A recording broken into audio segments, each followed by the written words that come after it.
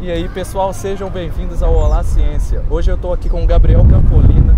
Ele trabalha na área de câncer de próstata, mas principalmente com a vitamina D que a gente está produzindo aqui debaixo desse sol. Essa vitamina do sol aí é muito bom para a saúde. O Gabriel vai falar um pouco da pesquisa dele e a importância da vitamina D, principalmente no câncer de próstata, mas também em outros cânceres. Tem uma polêmica imensa, que a vitamina D tem aquela ação protetora e alguns estudos mostram que ela não tem nada a ver, que ela não protege contra câncer, contra doenças crônicas. Como é que é isso? Sim, isso é uma pergunta muito pertinente, porque a vitamina D ela começou a ser melhor entendida com os estudos do raquitismo. Então, as crianças que são deficientes de vitamina D, né, essas crianças desenvolviam uma má mineralização dos ossos em crescimento. Então, acabava que alguns ossos, como os ossos da perna, eles tinham uma baixa resistência e aí as crianças ficavam com a arquitetura das pernas um pouco arqueada porque elas não conseguiam suportar o peso corporal. Então o principal papel clássico da vitamina D é o papel dela na mineralização óssea e regulando principalmente a homeostasia de cálcio.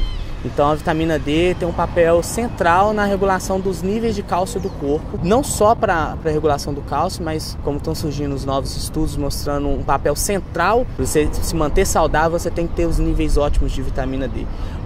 A maneira principal de obter vitamina D é o que a gente está fazendo aqui agora, é se expondo ao sol, passando uma parte do tempo. Em média, Lucas, para nós que vivemos no Brasil, 15 minutos diários já é o suficiente, mas esse tempo ele pode variar um pouco, dependendo do tom, da cor da pele. Pessoas que possuem pele mais escuras, elas têm uma maior dificuldade de produzir vitamina D porque elas possuem mais melanina, e a melanina é um bloqueador da penetração dos raios solares na pele, e aí, consequentemente, essas pessoas possuem uma menor produção de vitamina D. Isso aí pode variar dependendo da idade também da pessoa, então pessoas mais velhas precisam de um tempo um pouco maior, então pode chegar aí até meia hora.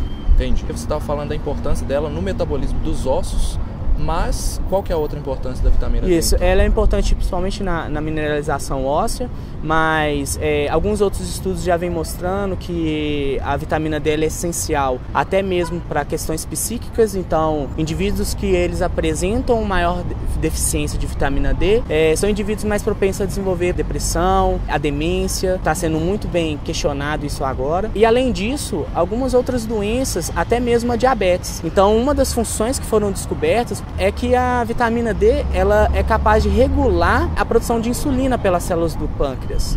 Pessoas que são deficientes de vitamina D têm uma menor regulação da produção de insulina, e isso está completamente ligado à diabetes. Com relação ao câncer, que é a sua área de pesquisa, né, eu tenho visto alguns estudos que eles mostram que a vitamina D ela não tem efeito protetivo no câncer, enquanto outros mostram que ela tem efeito de proteção, principalmente câncer de cólon, câncer de próstata, não é isso? Isso, e de mama também. E mama. E como que são feitos esses estudos assim que mostram isso? A maior parte dos estudos que são conduzidos principalmente em coortes, grandes grupos de humanos que são estudados, a maioria dos estudos são baseados em níveis sanguíneos de vitamina D, e aí você começa a ver associações entre os níveis de vitamina D e o aumento de risco daquela doença. Uma coisa que a gente tem que levar em consideração é que muitos estudos suportam uma associação entre os baixos níveis de vitamina D e o aumento da incidência do câncer, e por isso que tem sido discutido muito esse papel protetor, porque parece que se você tiver vitamina D equilibrada, se você tiver níveis suficientes, acima de 30 nanogramas, por exemplo, no sangue, você está protegido de certo modo de uma incidência maior do câncer. Mas o que a gente tem que ter em mente é que a população mundial ela enfrenta uma deficiência de vitamina D por causa do nosso hábito de vida, de passar a maior parte do tempo em locais fechados, de evitarmos o sol o máximo. Então a gente acorda cedo, vai trabalhar, chega em casa à noite, então a gente tem um mínimo de exposição solar possível, e quando a gente usa protetor solar ou utiliza roupas que bloqueiam, né, de certo modo a produção de vitamina D. Então acaba que a população mundial ela está enfrentando uma pandemia, né? Uma pandemia de deficiência de vitamina D. Então, quando você associa a deficiência de vitamina D com o câncer, a gente tem que sempre tomar cuidado de não fazer associações errôneas. Não necessariamente a deficiência que levou ao aumento da suscetibilidade ao câncer. É uma coisa que eu vivo falando com o pessoal do canal, que é o câncer, né? As grandes doenças, câncer em geral, eles são doenças de várias variáveis. Isso. Né? Não é apenas uma causa e nem um medicamento que vai ser que vai tratar todos os cânceres, porque realmente são vários mecanismos levando àquela doença.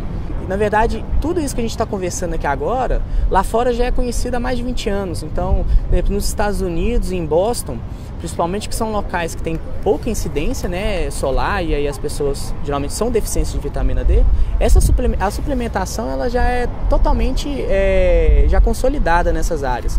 E uma das coisas que o nosso grupo de pesquisa tem focado é que a gente sabe a importância da vitamina D para alguns contextos, como as doenças ósseas, musculares, no caso de doenças metabólicas, como a diabetes, né? Mas no caso do câncer, incluindo o câncer, né, de próstata, a gente vê que muitos estudos são contraditórios. Então o que a gente imaginou é o seguinte: se as pessoas elas são deficientes de vitamina D e eu posso ter uma associação errônea quando eu avalio, né, a incidência do câncer e, né, o status de vitamina D naquele paciente, por que não olhar o tecido, né, o órgão em si? Então o que a gente tem focado muito é avaliar a sinalização, os efeitos da vitamina D no tecido. E aí poder fazer associações diretas, né, entre a baixa de vitamina D e o aumento do tumor na próstata, o seu desenvolvimento.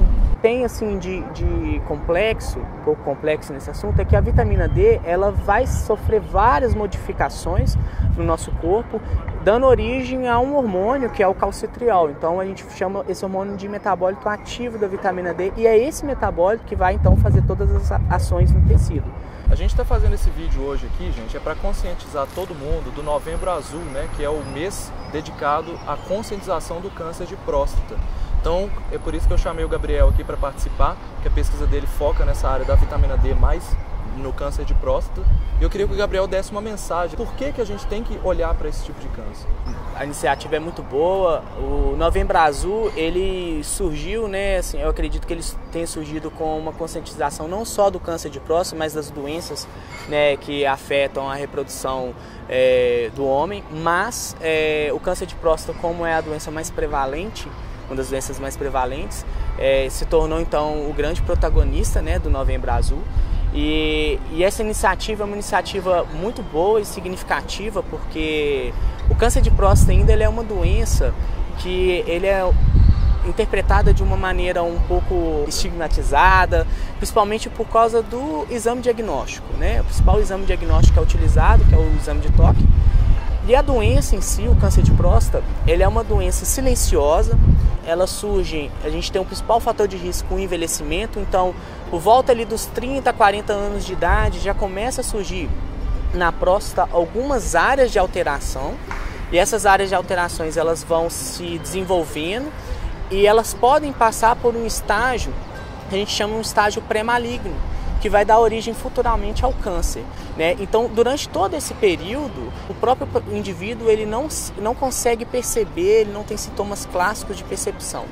E a iniciativa, então, do Novembro Azul, ele vem conscientizar esses indivíduos que, principalmente a partir dos 40 anos de idade, que são as idades que você tem mais suscetível, né, ao desenvolvimento do câncer, que seja feito então os exames. Você acha que tem alguma coisa assim que precisa ser estudada e que ainda está faltando no câncer de próstata? Eu acho que tem muitos grupos no mundo inteiro que estão focando principalmente no câncer de próstata, porque ele é a quinta causa de morte na população masculina e é muito prevalente no mundo inteiro. Então a gente tem, só no Brasil são mais de 60 mil novos casos de câncer todos os anos. E o que eu acho que tem que ser feito, e que todos os grupos em si, a gente tem que abrir um pouco a mente, é que por causa que o câncer ele é uma doença multifatorial, eu não posso focar apenas numa via ou num alvo, né? Igual, eu estou falando aqui da vitamina D, mas eu tenho em mente que os estrógenos, os andrógenos também são importantes para... Que são os hormônios que atuam na próstata. São os hormônios que atuam na próstata. Então, assim, o que a gente vê é que você tem desregulação dessas vias e associação com câncer.